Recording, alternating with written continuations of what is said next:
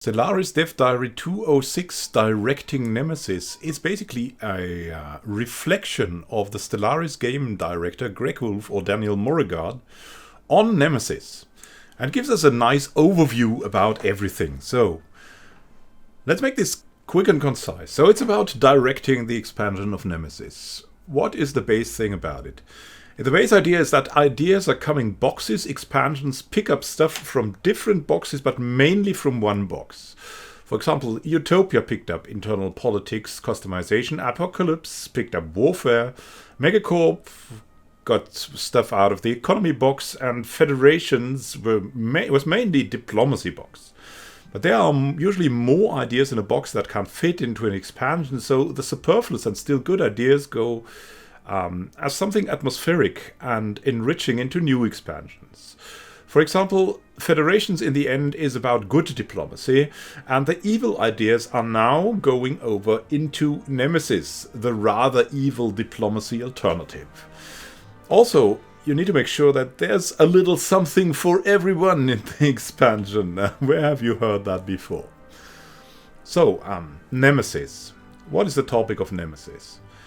The bad end of the galactic community becoming the crisis by destroying the galaxy, or becoming the bad guys by forcefully controlling the galactic community. So it's not the happy ending, it's the opposite.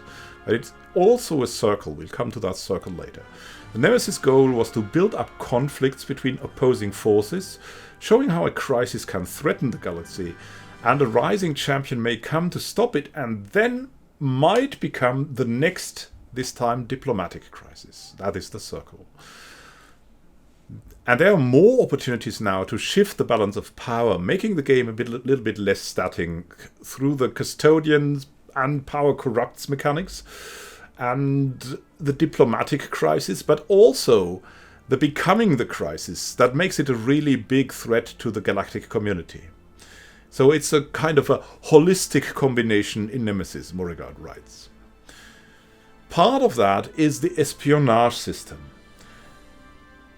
Making a working espionage system is a big challenge. There are enough games where it is kind of bland, boring, or is more like resource allocation just in another topic.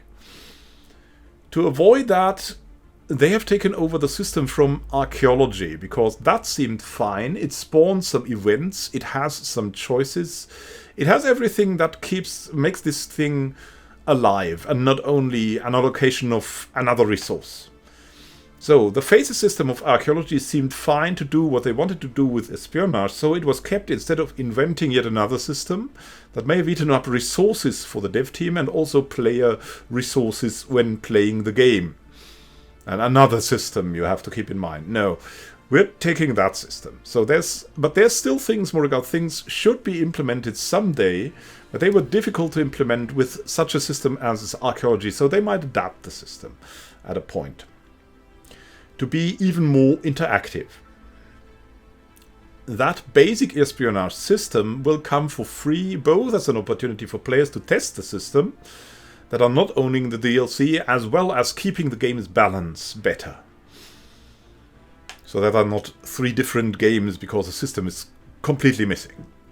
Then we come to the intel part of Nemesis and 3.0. So information gathering, as in the exploration of the galaxy, is already a fun idea, and it is a fun experience. And that led to the new intel system as an idea. So you now don't have complete knowledge about aliens from the get-go, or nearly complete. Everything needs to be uncovered and explored. This further spices up early and, most importantly, also mid-game. Also sets an approach to the other alien races that can be positive or negative, and that will influence your relations very early on. A lot of extra time was spent on making that intel work, especially the fog of war and covering of information effects, because that was kind of hard to program, because it's hard to cover something that usually was uncovered. But the extra effort was, as Moregard writes, worth it. Worth it, so some people can become the crisis and no one might notice it at first. So, what does the perform the crisis system really mean for you? It means that you will be able to perform evil deeds and unlock powerful rewards for more galactic domination. Crisis level and other things are making the Become the Crisis UI a good one. That Becoming the Crisis system has explicit challenges. Something like quests that unlock more abilities or ability points. Most of the games of the Paradox Dev Studio, on the other hand, have mainly implicit and self-imposed challenges for the player. Like, for example, take Crusader Kings 2. There's tons of self-imposed challenges that you can take, like make a family of dwarves and make them successful.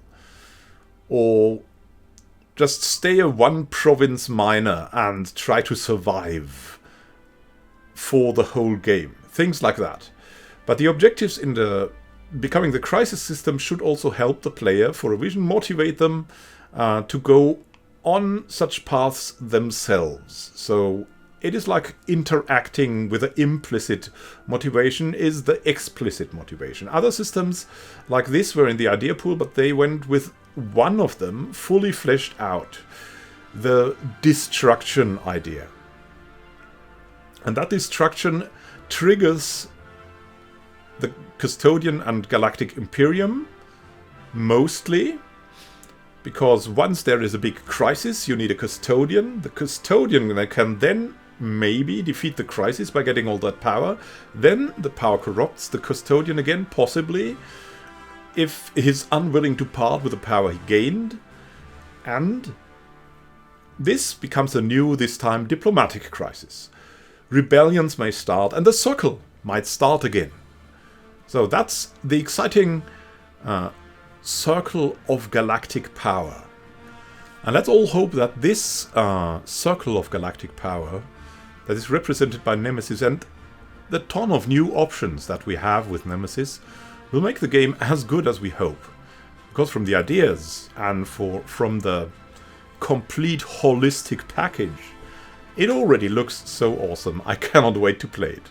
Thank you for watching and happy gaming to you. This is Immanuel Can signing out. See you soon and happy gaming.